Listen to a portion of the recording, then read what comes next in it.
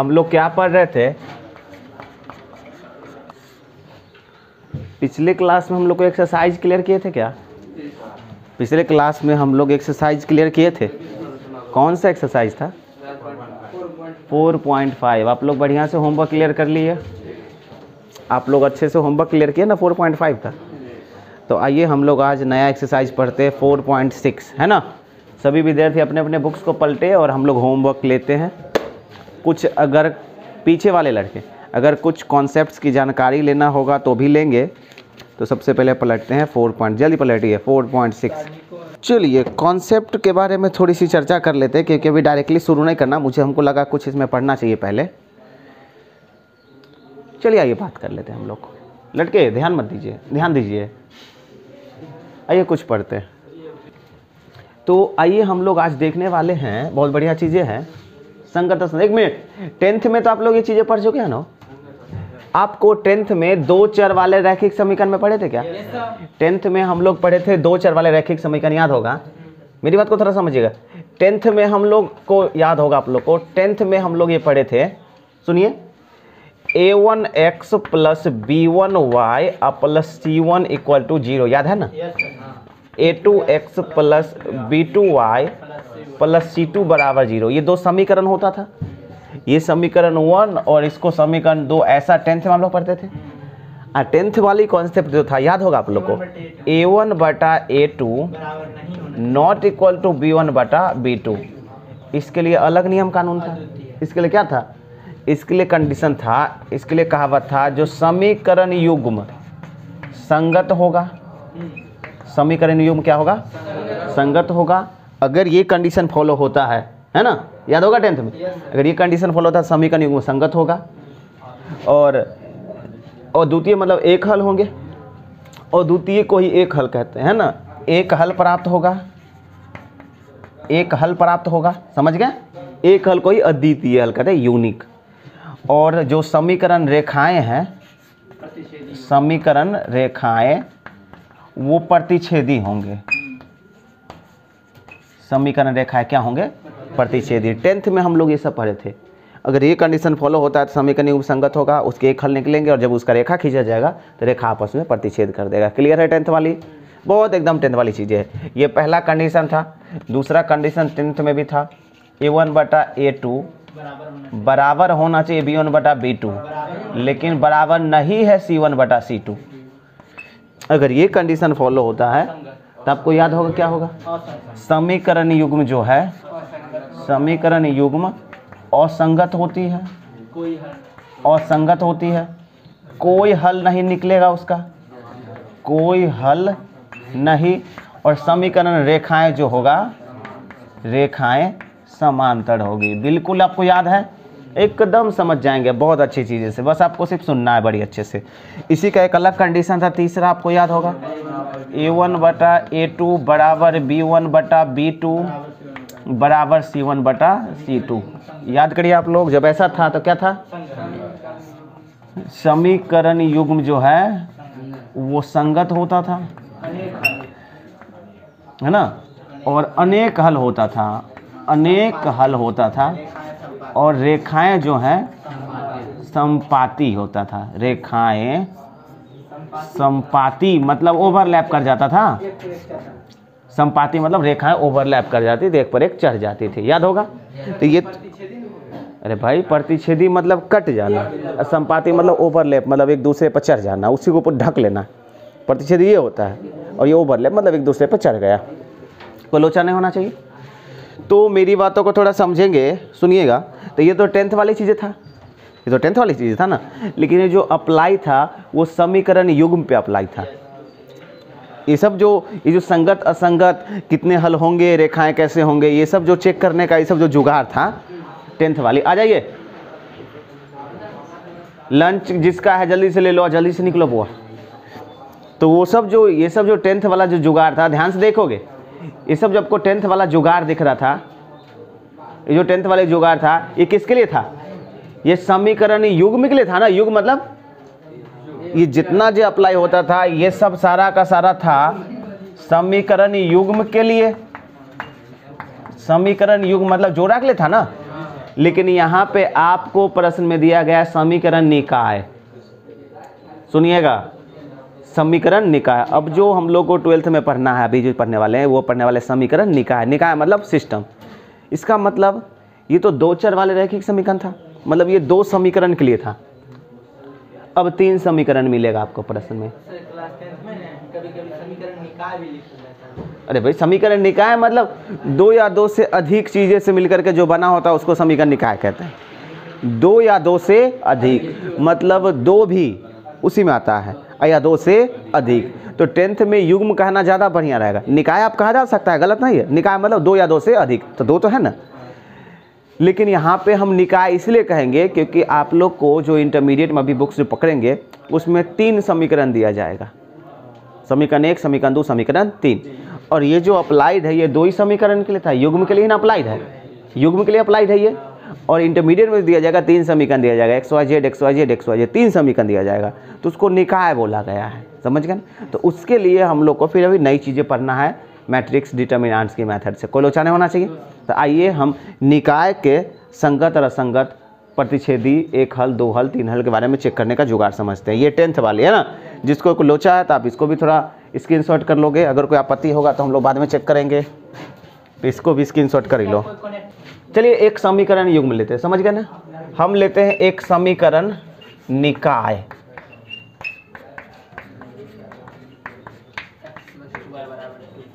एक समीकरण निकाय लेते हैं हम, सवाल को थोड़ा समझेंगे। समीकरण निकाल लेते हैं। A1x B1y C1z D1 equal to 0, A2x B2y C2z plus D2 equal to 0। अब देखते हैं A3x B3y plus C3z plus D3 बराबर 0। क्या हम 3 चर वाले एक निकाय लिए क्या, है ना।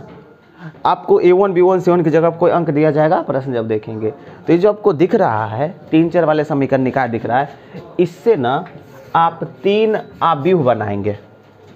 थोड़ा इस चीज़ को समझिए, इससे 3 आव्यूह, जब प्रश्न में आपको ऐसे समीकरण निकाय दिया जाएगा तो इससे 3 आव्यूह बनेगा, इससे बनेगा 3 आव्यूह।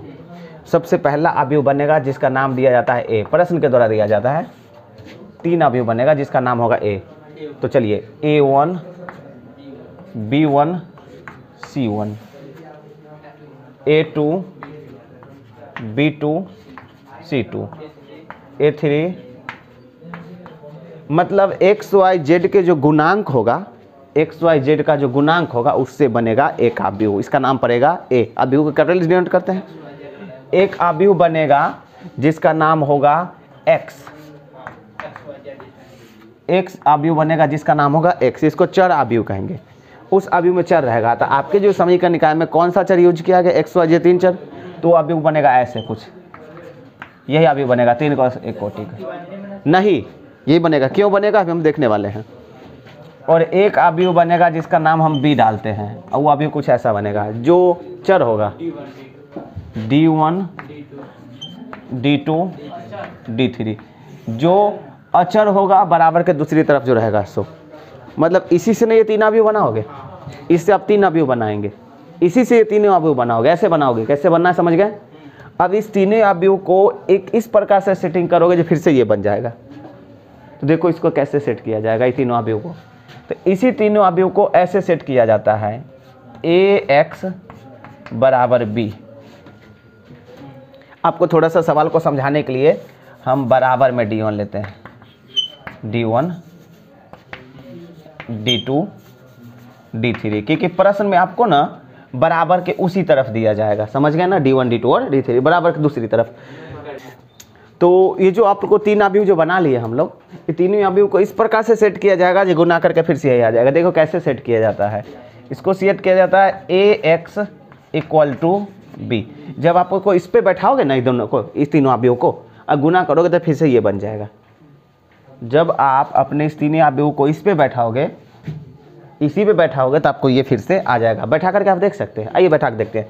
पहले हम लिखते हैं A, तो A आपके पास दिख रहा है, A1 B1 C1 A2 B2 C2 A3 B3 C3 और x भी दिख रहा है, x कहाँ है, x y और z इक्वल टू b कहाँ गया, D1 D2 D3।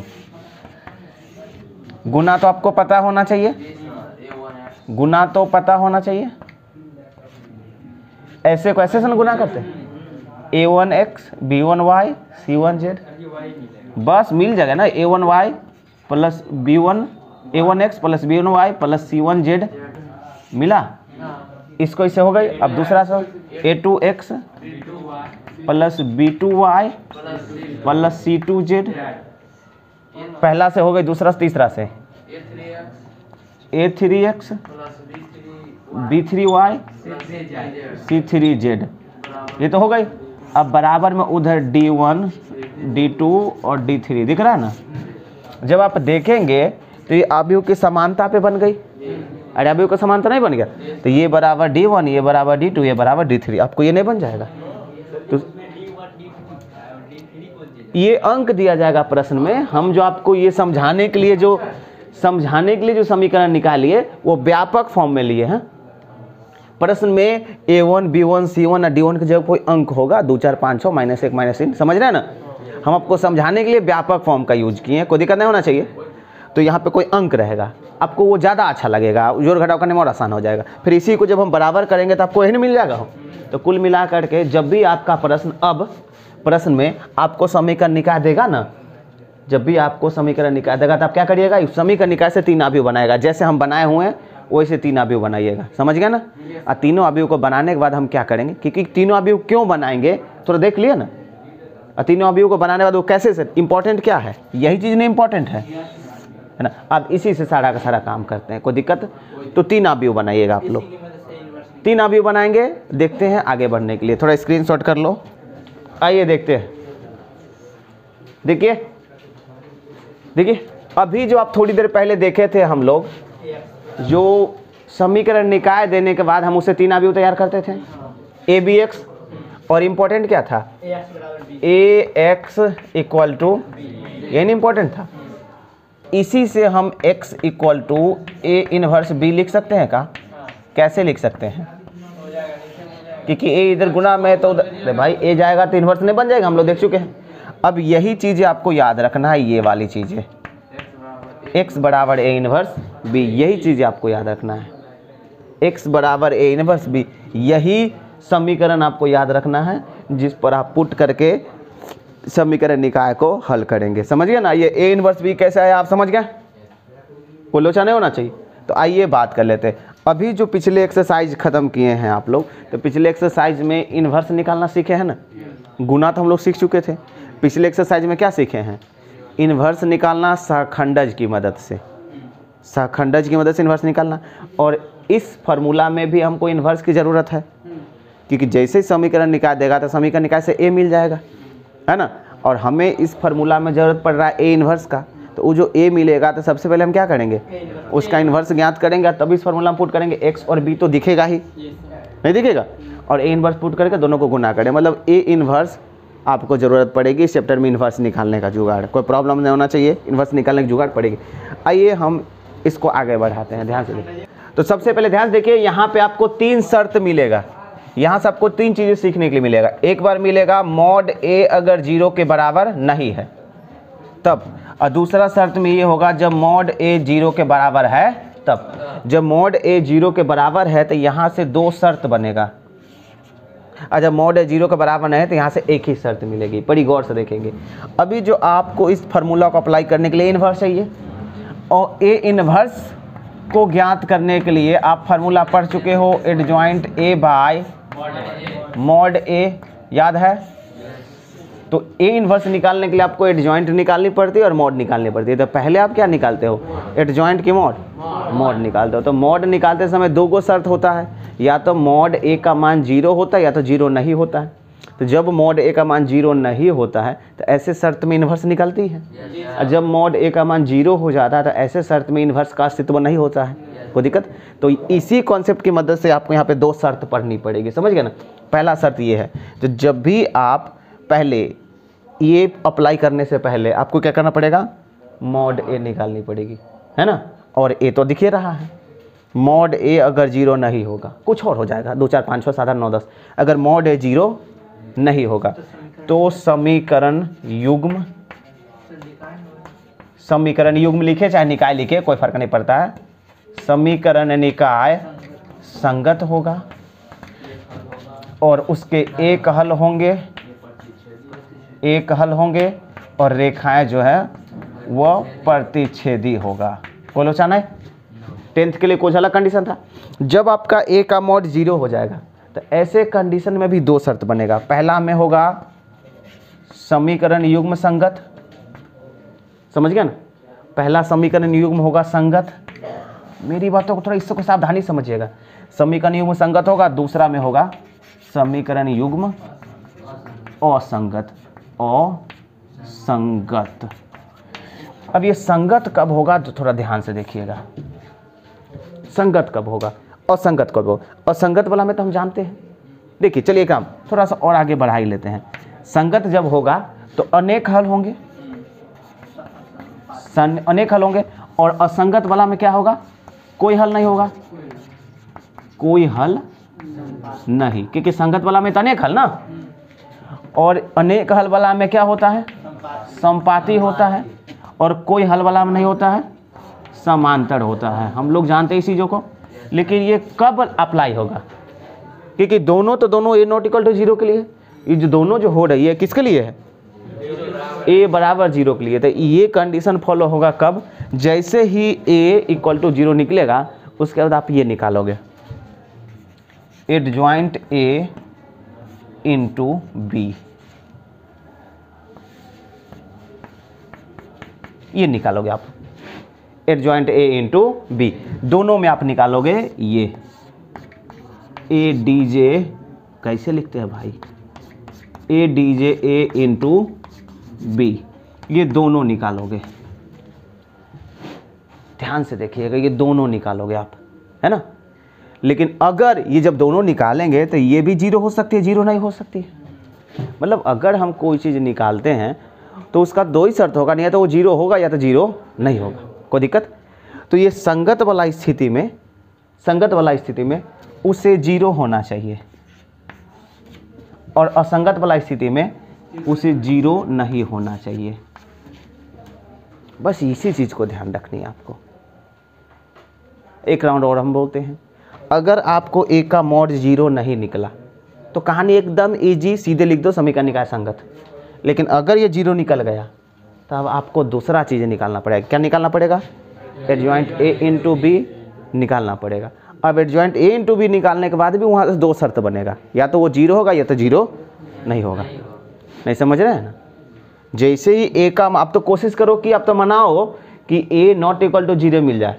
अगर बाय द वे ए 0 मिल गया तो वहाँ से आपको एक नई चीज़ें निकालनी पड़ेगी। क्या, एडजॉइंट ए इंटू बी। अब वैसे भी एडजॉइंट आप निकालबे करोगे इन्वर्स ज्ञात करने के लिए, उसमें बी से गुना करोगे। अगर एडजॉइंट ए इंटू बी 0 निकला तो ये शर्त, 0 नहीं निकला तो ये शर्त। कोलोचा नहीं ना हो, कोलोचा नहीं होनी चाहिए।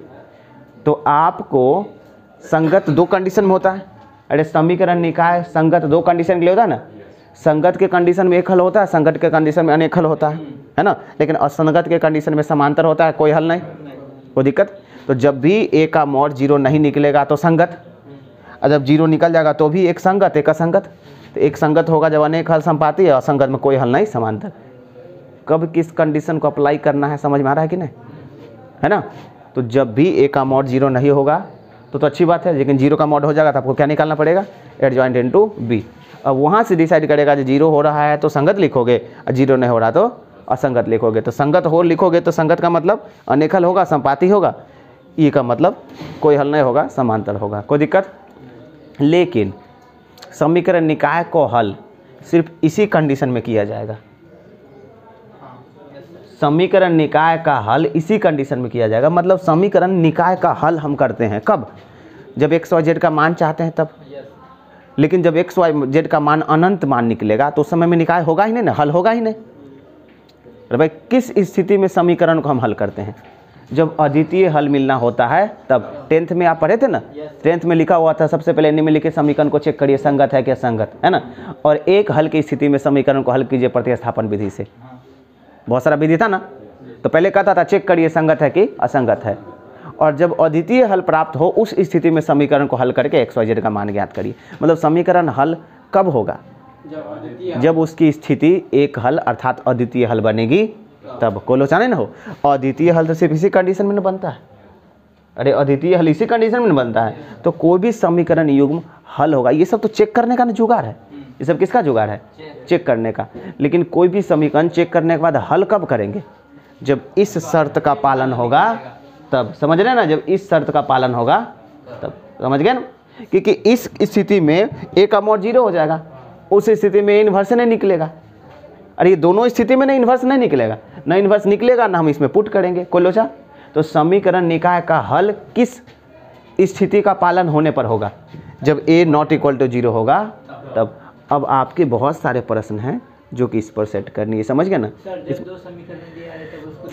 जब दो समीकरण दिया रहेगा तब आपको दसवां वाला से संगत असंगत चेक कर सकते हो। समझ गए ना? लेकिन हल करना होगा तो दसवां वाला तरीका से हल नहीं करेंगे। समझे ना? तरीका हल करेंगे इसी से। जब दो समीकरण वाले को हल करने के लिए दिया जाएगा तो हल आप दसवां वाला से प्रतिस्थापन विलोपन से नहीं करेंगे, आपको इस मेथड से हल करना पड़ेगा। समझ रहे हो ना? कोई दिक्कत नहीं? तो मुझे लग रहा है स्क्रीनशॉट कर ही लो, उसके बाद हम लोग देखते हैं। बढ़िया हम लोग पढ़ रहे हैं प्रश्नावली 4.6। एक सवाल को हम लोग देखते हैं। पहला सवाल को पढ़ते हैं। निम्नलिखित प्रश्नों 1 से 6 तक दी गई समीकरण निकायों का संगत असंगत के रूप में वर्गीकरण करें। मतलब 1 से 6 तक जो प्रश्न है ना, उसमें सिर्फ संगत और असंगत को है लड़के, संगत और असंगत को चेक करना है। तो आप देख लो, हल नहीं करनी है। मुझे 1 नंबर से 6 नंबर जो प्रश्न है उसमें संगत और असंगत को बताना है, कौन संगत है कौन असंगत है। मतलब हल वल नहीं करनी है, बहुत आसान चीज़ें हैं। समझ गए? तो आइए हम संगत असंगत बताते हैं। तो पहला सवाल क्या है? पहला सवाल है x + 2y = 2, 2x 3y = 3। देखिए दो चर वाला है, आप इसको दसवां के मेथड से कर सकते हो संगत असंगत। अरे दसवां के मेथड से कर सकते हैं, लेकिन हम दसवां के मेथड से नहीं करेंगे क्योंकि हम वो सीख चुके हैं। हम इंटरमीडिएट के मदद से हम इसे 3 अवयव का रचना करेंगे। समझ गए हो ना? अरे इंटरमीडिएट में जैसे 3 अवयव का रचना करेंगे। बताओ सबसे पहले ए रचना करेंगे। 1 यहाँ एक है ना, 2 2 3 ऐसे ना मतलब रचना करते हैं। एक अवयव x का निर्माण होगा, x और y के, इसमें 2 ही चर है, और एक अवयव b का निर्माण होगा, 2 और 3। संगत असंगत चेक करने के लिए एक के जुगाड़ है। सबसे पहले ए का मॉड निकालते हैं। अभी थोड़ी देर पहले देखे ना, संगत असंगत चेक करने का क्या होता है? ए का मॉड। तो सबसे पहले लिखेंगे, चूंकि ए का मॉड निकालते हैं तो लिखेंगे अब ये ए है तो ए का मॉड निकालो। तो ए का मॉड क्या निकलेगा? 3 एकम 3 - 2 दूनी 4, मतलब -1। देखो -1 नॉट इक्वल टू 0 है ना हो, मतलब आपको निकला क्या? -1। क्या वो 0 है? नहीं है, मतलब नॉट इक्वल टू 0 है। तो सीधे अगर ए का मॉड 0 नहीं निकालता तो समीकरण कैसा होता है? संगत। तो लिख दो, चूंकि ए का मॉड नॉट इक्वल टू 0 है ना, अतः समीकरण युग्म या निकाय संगत है। संगत है ना, कह रहा है चेक करने के लिए। कोई जुलम है का? इहू कोई लोचा नहीं है, ये भी आसाने है। समझ गया ना? बस लोचा तब हो जाएगा जब आपका मॉड 0 निकल जाएगा। जब मॉड 0 निकल जाएगा तब काम कर लोगे क्या समझ करके। दूसरा नंबर ऐसा ही प्रश्न है, हम थोड़ा लिखना चाहेंगे। हाँ हम तुरंत छोड़ेंगे हो। 5x + y + 4। सबसे पहले इससे a निकाल लोगे क्या? बताओ कितना होगा? से a 2 -1 है, 1 और 1 x निकल जाएगी, x और y। b दिख रहा है का? 5 4। अब आपको a का मॉड ज्ञात करनी है ना। अब a का मॉड बताओ। 2 एकम 2 माइनस और -1 3 हो गया, नॉट इक्वल टू 0 वो निकला ना, एक 3 निकला है, नॉट इक्वल टू 0 निकला है, तो क्या होगा? तो ये जो है समीकरण सीधे लिख दे संगत। कोई लोचा नहीं होगा क्या? ऐसे 3x3 कोटि के लिए भी बस उसमें थोड़ा सा टाइम लग जाएगा, काम हो जाएगा, कोई दिक्कत नहीं होना चाहिए। तो थोड़ा सा आप इसको स्क्रीनशॉट कर लो। तो एक 3x3 कोटि का देख ही लेते हैं, है ना। चौथा देख लो पहले। तीसरा तो 2x2 कोटि का है, चौथा देखिए क्या है, सो जेड इक्वल टू कितना 1, 2x प्लस 2z इक्वल क्या है भाई, ax प्लस, अच्छा 4 ना। क्या समीकरण निकाले क्या, हम इसे 3 अव्यूह बनाएंगे, 1 1 1 a 2a, समझ गए। इसे एक x बनाएंगे, एक b बनाएंगे, 1 2 4। संगत असंगत चेक करनी है, मुझे हल नहीं करनी है, तो बस a के मॉड पे ही निर्भर हो जाएगा सब कुछ। तो सबसे पहले a का मॉड निकालते हैं, सभी बंदे के धन यहाँ होना चाहिए, a का मॉड निकालते हैं। तो सबसे पहले a का मॉड निकालने के लिए मुझे a को कॉमन ले ले का, ना ना ना ना ना ना, क्योंकि सारणिक थोड़े है जो कॉमन ले लेंगे, ये तो मैट्रिक्स है ना। अरे भाई सारणिक थोड़े जो कॉमन ले लेंगे, क्योंकि किसी भी एक पंक्ति से अगर कॉमन लेना होता है तो सारणिक में होती है ना, मैट्रिक्स में तो टोटल कॉमन टोटल से होगा। तो एक काम करिए, प्रसरण कर देते हैं, है ना। जाहिर सी बात है, प्रसरण करोगे किसी भी पंक्ति स्तंभ के अनुदिश तो कुछ तो निकलेगा ना हमको फाइनली, है ना। चलिए निकालते हैं, किसके अनुदिश प्रसरण करोगे, लिखेंगे ना। अब ए कितना, एक अनुदिश, किसके अनुदिश प्रसरण करोगे, एक के बाद लिख देते हैं ना ए का मॉड। अभी तक थोड़े इतने तो सीख चुके, तब थोड़े प्रसरण लिखना, R1 का अनुदिश ना। चलो R1 का अनुदिश करते हैं प्रसरण, बताओ कितना हो जाएगा, 6a माइनस 2a, लिख लो तनी, एकदम उड़िए रहा है। 6a माइनस 2a, अब बीच वाला होता है एक ना हो, माइनस होता है बीच का सिंबल, 4a माइनस 2a, अब प्लस फिर एक, यही ना काम करेंगे इसका, 2a minus 3a, 2a minus 3a। तो a का मॉड बताओ कितना हो जाएगा, सब 4a है ना, ये 4a में से 2a गया तो कितना हो गया, माइनस 2a।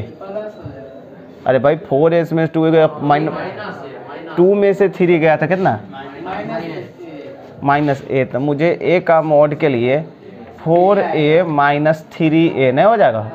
तो a का मॉड आपको कितना आएगा, a नॉट इक्वल टू 0 है ना, a निकल आएगा, कट कुछ टोटल कट हो जाता, 0 निकलता, तो नॉट इक्वल टू 0 मतलब क्या होगा, ये क्या होगा, मुझे लग रहा है संगत हो जाएगी, कोई आपत्ति नहीं ना है। तो संगत चेक करने के लिए a का मॉड को 0 के अलावा कुछ निकलना चाहिए, क्लियर है। और आपत्ति तो तभी होगा जब 0 निकल जाएगा, तो 0 निकल जाएगा ना, तो ये मत असंगत लिख देना, 0 निकल जाएगा तब आप एडजॉइंट निकालोगे, और तब आप b से गुना करोगे, तब अगर वो 0 निकला तब बोलोगे संगत, और 0 नहीं निकला तो बोल दोगे असंगत। कोई लोचा नहीं होना चाहिए क्या। तो मुझे लग रहा है आपको इस सवाल को बनाना चाहिए, कोई दिक्कत। 5वां नंबर भी देख लेंगे, अगर आपत्ति होगा तो तुरंत देख लेंगे। तो मुझे लग रहा है स्क्रीनशॉट करोगे जल्दी से।